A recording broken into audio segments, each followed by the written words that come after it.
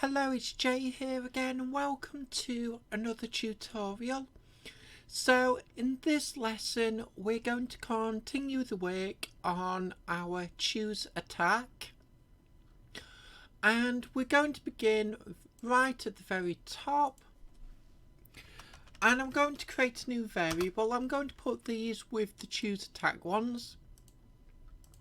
So I'll create a type public float, and I'm going to make it public because this is one where you will need to experiment to find value that suits your project.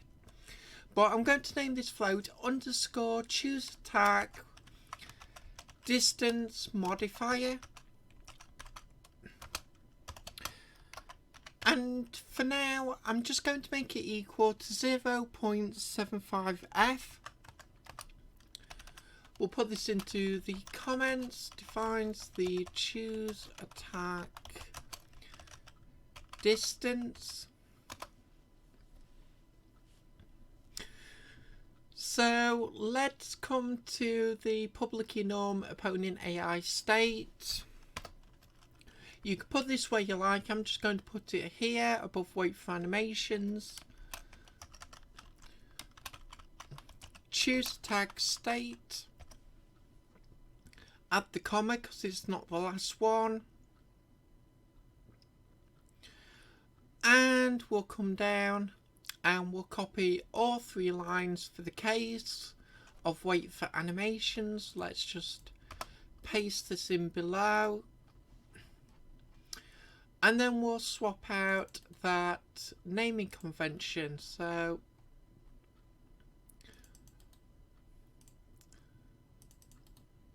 I'll alter the first one so they're all in order. So with that in place, let's come down to walk towards player. We'll begin with this function. So you can put this where you like. I'm going to put mine at the very top. So I'm going to say if open and close brackets, close the line. In fact, I don't need to close the line off actually in this case. Let's come inside the brackets and we're going to use a function that we haven't used before. We're going to say mathf dot and we want ABS. We'll open and close brackets. So I'm going to use this new function because this is very simple and I like to introduce new coding concepts in something that's very easy to understand. But I'll come back and explain it in more detail once we've actually got the rest of the line filled out. So I'm now coming inside this second set of brackets. We're going to say player1 underscore player1 dot transform dot position dot x minus, and then the same but with underscore opponent dot transform dot position dot x. We'll come between the 2 closed brackets. We'll say less than equals and then the choose attack distance modifier that we've just created. We'll come to the end of the line and enter, and let's just copy one of the lines where we set the opponent AI state. We'll paste this in below. So let's just tidy this up. Set opponent AI state to equal the choose attack state. And let's just copy and paste that into the comments. And now we'll come back to this first line. So let's break this up for commenting.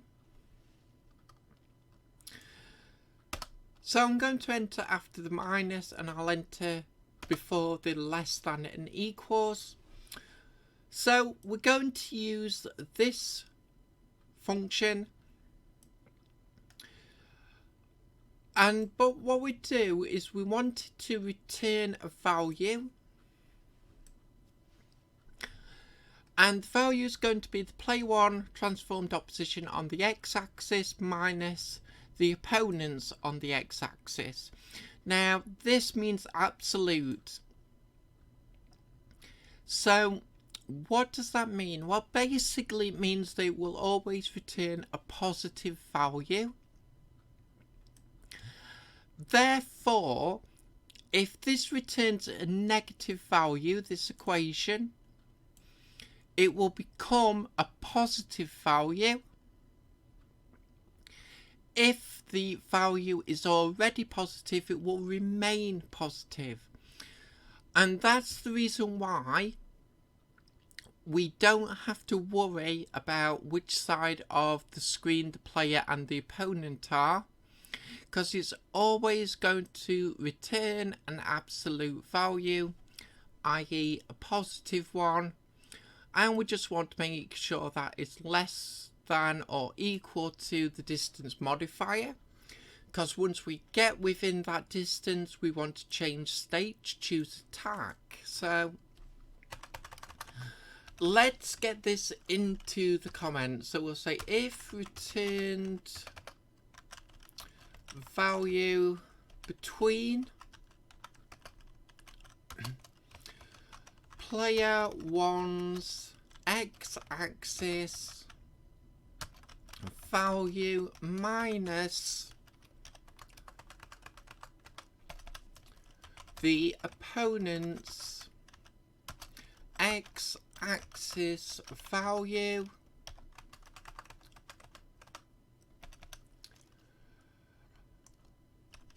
and we'll say is less than the attack distance modifier.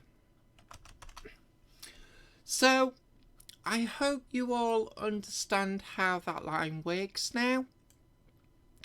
As always, you can leave a comment below, and I will try and answer. Now, I've had a little problems with YouTube and accessing my comments. I may even do a separate video where I explain what's happening with that, but I will always try and get back to you. And if I don't, just repeat the comment either in the same video or the next video, and if I've missed it, I'll try and get back to you. But there are problems. Basically, the comments show in my email inbox, but I normally delete that because I get a lot of emails from all different places, not just for YouTube. So I normally delete that, and then I'll come into the comments within YouTube. Now, for some reason, I've gone into the comments and it's showing none. So if I've missed your comment, I apologise. It should be in there when I go into YouTube, but it's not. So please always message me again, and I will try and get back to you with some answer. So let's now come back to the script. Opponent idle animation from the opponent idle function. We're just going to copy this for a moment, and we'll come down, choose attack state. Now I'm going to put this at the very top here. So the reason why I'm doing this, and some of you may not want to do this, it may not be necessary, but we're going to fade. Obviously we've got a walking animation in this example. We're going to crossfade to the idle and then into the attack. So this line isn't really necessary, but I'm using it now for demonstration purposes, and we'll just see how it looks once we've actually once we actually get the rest of the script filled out. I don't know if I'm going to keep it or not yet, whether it'll be necessary, but we'll do that. Anyway, I'm just copying another line where we set the opponent's state, and in the opponent idle, I should be able to place it here after this return block. Now, I'm just doing this for now, just for testing. Walk towards the player.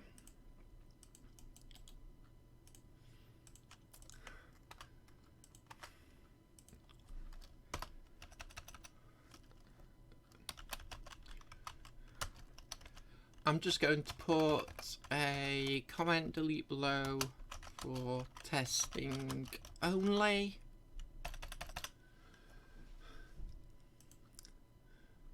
Save all, and we'll come to our project. We'll hit play.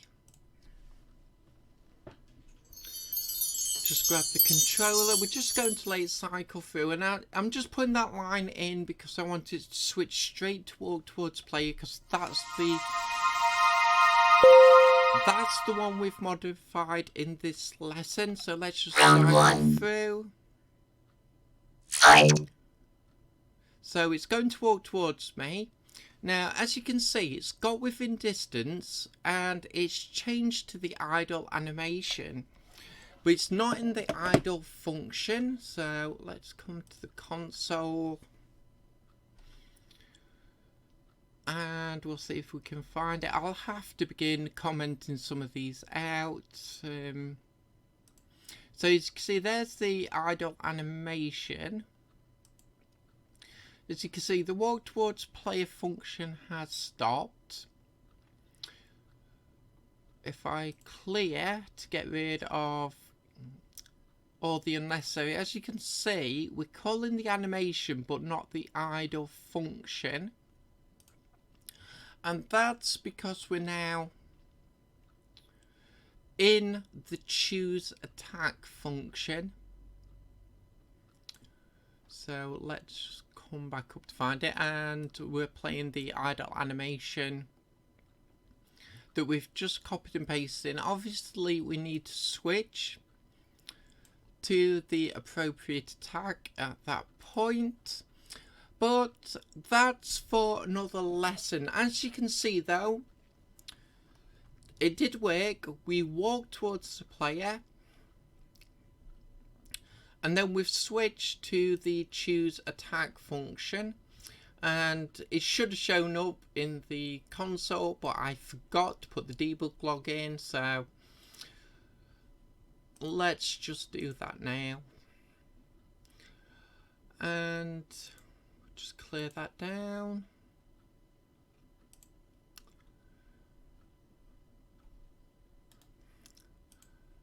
And we'll copy and paste this in.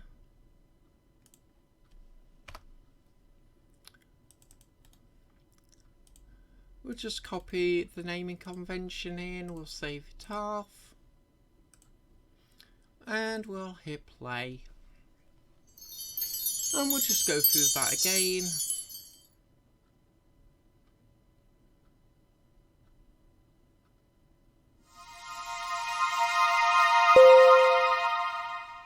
We'll just let it cycle Round through. 1. Fight. Again, we're walking towards player. We've switched to the choose attack state, which should now be showing. And it is, and as you can see, it's active here. So let's stop that there. I think we'll leave it there for this lesson. As always, I hope you enjoyed the video. I hope to see you next time. And until then, as always, bye for now.